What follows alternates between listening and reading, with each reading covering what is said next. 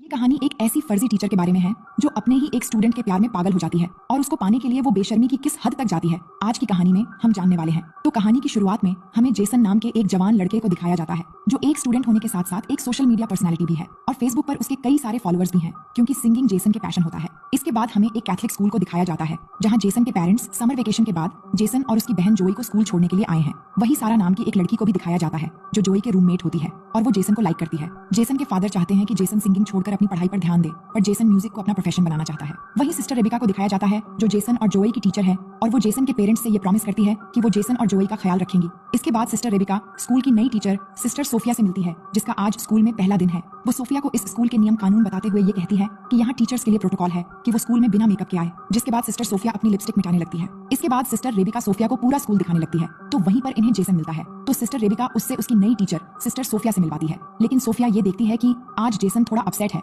जिस पर sister Rebecca उसे बताती है कि जेसन ने नशे के हालत में अपने फादर की कार का एक्सीडेंट कर दिया था। तब से जेसन के डैड उससे नाराज रहते हैं और जेसन स्टूडेंट होने के साथ साथ एक सोशल मीडिया पर्सनैलिटी भी है। अब इसके बाद जैसे ही सोफिया अपने कमरे में आती है तो वो अपने लैपटॉप में जेसन को देखकर उसकी तरफ अट्रैक्ट होने लगती है और जेसन को लैपटॉप पर ही किस करती है जिससे ये पता चलता है कि सोफिया जेसन को पहले से जानती है। अब अगले दिन वो अपनी पहली क्लास अटेंड करने जाती है और सभी स्टूडेंट को अपना इंट्रो देती है। लेकिन उसी दौरान जेसन और सारा को बात करते हुए देखकर सारा को आगे बिठा देती है जिस पर सारा को बहुत गुस्सा आता है। लेकिन ये देखकर जेसन की बहन जोई को थोड़ा अजीब लगता है क्योंकि कैथलिक स्कूल में टीचर्स इस तरह का रूड बिहेव नहीं करते हैं। अब जैसे ही सोफिया बुक ओपन करती है तो जोई कहती है कि क्लास शुरू होने से पहले सभी प्रेयर करते हैं। जिसके बाद सोफिया खुद प्रेयर करने के बजाय वो जोई को प्रेयर करने के लिए कहती है जिसके बाद जोई प्रेयर करती है और उसके साथ सारे स्टूडेंट्स भी प्रेयर करने लगते हैं। तभी जोई देखती है कि सोफिया प्रेयर नहीं कर रही और वो ये बात अपने भाई जेसन को बताती है। तभी जेसन को उस समय सारा का मैसेज आता है इसलिए वो जोई की बात पर इतना ध्यान नहीं देता। अब स्कूल के बाद सोफिया जेसन से मिलकर पूछती है कि क्या सारा तुम्हारी गर्लफ्रेंड है तो जेसन कहता है कि मेरी कोई गर्लफ्रेंड नहीं है। ये सुनकर सोफिया बहुत खुश होती है पर अगली सुबह वो जेसन और सारा को किस करते हुए देख लेती है और जेसन को क्लास में भेजकर सारा को डांटने लगती है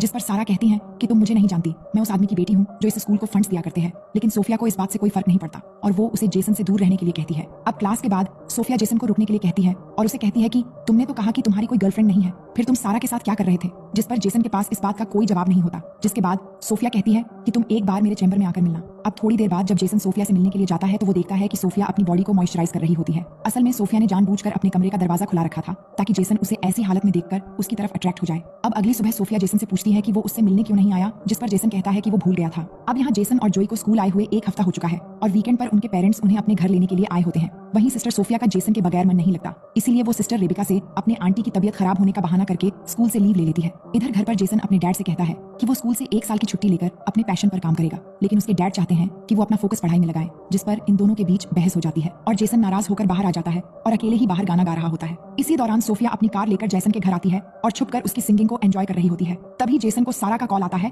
जिससे सोफिया गुस्सा होने लगती है और तभी सोफिया का पैर गलती से किसी चीज से टकराता है और आवाज आने पर जेसन उसकी तरफ बढ़ने लगता है। लेकिन तभी जेसन को जोई का मैसेज आता है और वो वापस अंदर चला जाता है। अब सोफिया किसी तरह सारा को जेसन से दूर करना चाहती है इसलिए वो अपनी पहली चाल चलती है जिसमें वो रात को सारा के कमरे में जाकर उसकी बुक में ड्रग्स रख देती है। लेकिन बाहर निकलते समय उसका सामना सिस्टर रेबिका से होता है तो वो उन्हें बताती है कि उसे किसी की आवाज सुनाई दे रही थी इसीलिए वो देखने के लिए यहाँ आई थी। इसी दौरान जोई नींद से उठ जाती है जो सारा के रूम में ही रहती है और दोनों की बातें सुनकर उसे सोफिया पर शक होने लगता है। अब अगली सुबह क्लास में सोफिया सारे स्टूडेंट्स को वही पेज ओपन करने के लिए कहती है जिस पर उसने सारा की बुक के उसी पेज में ड्रग्स रखा था। जिसके बाद वो सारा को ड्रग्स के साथ पकड़ लेती है और उसे कहती है कि तुम्हें इसके लिए बहुत बड़ी सजा मिलेगी। जिसके बाद इस बात की खबर पूरी स्कूल में फैल जाती है जिससे सारा को स्कूल से सस्पेंड कर दिया जाता है। इसके बाद सोफिया सिस्टर रेबिका से कहती है कि आपको इस स्कूल की रेपुटेशन बचाए रखनी है तो आपको बॉयज के कमरों की भी तलाशी लेनी चाहिए। जिस पर सिस्टर रेबिका जेसन और उसके दोस्तों के कमरों की तलाशी लेते हैं और उन्हें जेसन के बेड से शराब की बोतल मिलती है। दरअसल ये काम भी सोफिया ने ही किया होता है लेकिन जेसन टीचर्स को कहता है कि मुझे नहीं पता कि ये बोतल कहाँ से आई और किसने रखी है। अगर आपने मुझे सस्पेंड कर दिया तो उस काम के लिए मेरी लाइफ बर्बाद हो जाएगी जो काम मैंने असल में किया ही नहीं और अगर मेरे डैड को ये बात मालूम हुई तो इस बार वो मेरी जान ले लेंगे। ये सुनकर सोफिया उन्हें एक सुझाव देती है जिसमें जेसन की सजा ये होगी कि वो 1 हफ्ते तक स्कूल के वो सारे काम करेगा जो अक्सर यहाँ की सिस्टर्स किया करती है और जेसन भी इसके लिए मान जाता है। अब इसके बाद हमें पास्ट का एक सीन दिखाया जाता है कि किस तरह सोफिया ने सोशल मीडिया पर जेसन को देखा और वो उसके सॉन्ग्स और उसकी आवाज की फैन हो गई और वो जेसन से मिलने के लिए सोफिया नाम की एक सिस्टर जो उसी स्कूल में ट्रांसफर होने वाली थी उसका मर्डर करके उसे ठिकाने लगा दिया और उसकी जगह सारे डॉक्यूमेंट्स चेंज करके सिस्टर सोफिया बनकर स्कूल में एंटर हो गई। अब कहानी प्रेजेंट टाइम में आती है जहाँ हम देख पाते हैं कि जेसन स्कूल के काम कर रहा है और पौधे लगा रहा है। इसी समय सोफिया वहाँ आती है और हेल्प करने की बहाने उसको उकसाने लगती है। वहीं तभी जोई ये सब नोटिस कर रही होती है। अब अगले सीन में हम देखते हैं कि सोफिया आखिरकार सारी धार्मिक हदों को पार करते हुए रात को जेसन के कमरे में एंटर हो जाती है और अंदर जाते ही वो मोबाइल रिकॉर्डिंग ऑन करके रख देती है और अपने गले से नेकलेस उतारती है। तभी जेसन की नींद खुल जाती है और वो देखता है कि सिस्टर सोफिया उसके सामने है और उसे अजीब लगने लगता है। लेकिन सोफिया जेसन को अपनी अदा में बहकाने की कोशिश करती है और पास आकर जेसन को किस करने लगती है। लेकिन जेसन को डर लग रहा था कि ये सब पाप है और उन्हें ये सब नहीं करना चाहिए, पर सोफिया के मनाने पर वो उसकी बहकावे में आ जाता है और आखिरकार दोनों एक दूसरे के बिल्कुल करीब होकर इंटीमेट हो जाते हैं। अब अगली सीन में हम देख पाते हैं कि जेसन रिग्रेट होकर चर्च में जाता है फादर से इस बात का कन्फेस करने के लिए कि उसे एक बहुत बड़ा पाप हो गया है। अब वो जैसे ही फादर से माफी मांगने लगता है तभी वो देखता है कि वहाँ फादर की जगह सोफिया है और वो उधर ही आकर उसके गोद में बैठकर उसे किस करने लगती है और एक बार फिर से दोनों वहाँ पर इंटीमेट होने लग जाते हैं। अब इस इंसिडेंट के हुए एक हफ्ता गुजर जाता है और जेसन अपने घर चला जाता है जहाँ उसे सारा का मैसेज आता है जिसमें वो उसे रात की पार्टी के लिए इन्वाइट करती है। वहीं सोफिया भी स्कूल से निकल रही होती है, पर तभी वो सिस्टर रेबिका को किसी और स्कूल के फादर से असली सोफिया के बारे में बात करते हुए सुन लेती है, जिससे उसको ये पता चलता है कि वो फादर असली सोफिया को बहुत पहले से जानते हैं। ये सुनते ही वो घबराकर कार की तरफ बढ़ने लगती है, लेकिन तभी सिस्टर रेबिका उसे देखकर कहते हैं कि तुम कहाँ जा रही हो, जिस पर सोफिया उन्हें अपनी आंटी की मेडिकल इमरजेंसी का बहाना करके वहाँ से निकल जाती है। अब उसी रात जेसन अपने डैड से कहता है कि वो सारा के घर पार्टी में इन्वाइटेड है, लेकिन उसके डैड उसे जाने से मना कर देते हैं, जिससे इन दोनों के बीच हमेशा की तरह बहस हो जाती है। जिसके बाद जेसन अपने डैड की परमिशन के बिना ही सारा के घर निकल जाता है और वही सोफिया भी उसे फॉलो करती हुई उसके पीछे चलने लगती है। अब जेसन सारा के घर जाकर काफी शराब पीता है, जिसके बाद सारा उसे एक कमरे में ले जाती है और दोनों एक दूसरे को किस करने लगते हैं।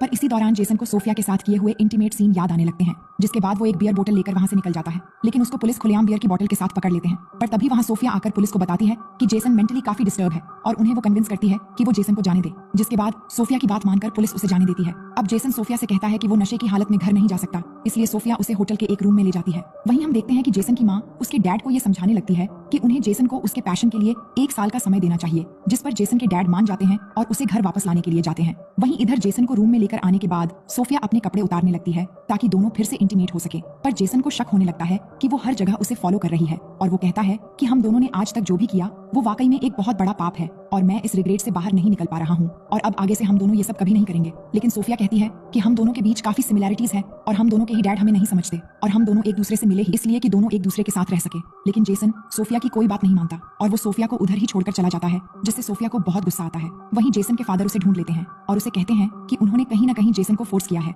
और वो उसे सॉरी कहकर उसे एक मौका देने की बात करते हैं। अब अगले दिन सुबह जब जेसन और जोई दोनों स्कूल के लिए निकलते हैं तो सोफिया भी वहाँ होती है और वो उन्हें देखकर कार स्टार्ट करके जाने लगती है। तभी जोई उस कार को देख लेती है और स्कूल आकर उस कार को ढूंढ भी लेती है और नंबर के जरिए ऑनलाइन चेक करती है, जिससे उसे पता चलता है कि वो कार सोफिया के नाम पर ही रजिस्टर है, जिससे जोई को ये यकीन हो जाता है कि वो सोफिया ही थी जो उनके घर के बाहर ठहरी थी। वहीं इधर जेसन अपने कमरे में जाता है तो सोफिया उसे बेहोश पड़ी मिलती है, जिससे वो घबराकर उसे होश में लाने के लिए माउथ टू माउथ ऑक्सीजन देने की कोशिश करता है, लेकिन उसे पता चलता है कि सोफिया नाटक कर रही है, जिस पर जेसन सोफिया पर गुस्सा होकर ये कहता है कि मैं इस बारे में फादर को रिपोर्ट कर दूंगा। लेकिन सोफिया को इस बात से कोई फर्क नहीं पड़ता और वो कहती है कि अगर तुमने रिपोर्ट किया तो मैं भी सभी को बता दूंगी कि तुम एक स्टूडेंट होकर किस तरह एक टीचर के साथ बेशर्मी की सारी हदें पार कर चुके हो। अब जेसन समझ जाता है कि वो बुरी तरह फंस चुका है। तभी उसे जोई फोन करके सोफिया के कार के बारे में बताती है, जिस पर जेसन उसे कहता है कि वो इस बारे में किसी को न बताए। अब आगे हम देखते हैं कि क्लास में प्रेयर के बाद सिस्टर रेबिका सारा को दोबारा वापस लेकर आई है, जिसे सोफिया को बहुत गुस्सा आता है और क्लास के बाहर सोफिया सिस्टर रेबिका को नियम समझाने लगती है कि किस तरह आप सारा को वापस स्कूल में परमिशन दे सकती हैं, जिस पर सिस्टर रेबिका कहती है कि तुम मुझे नियम कानून मत सिखाओ, मुझे पता है कि क्या करना चाहिए और क्या नहीं, और तुम पहले प्रेयर करना सीखो।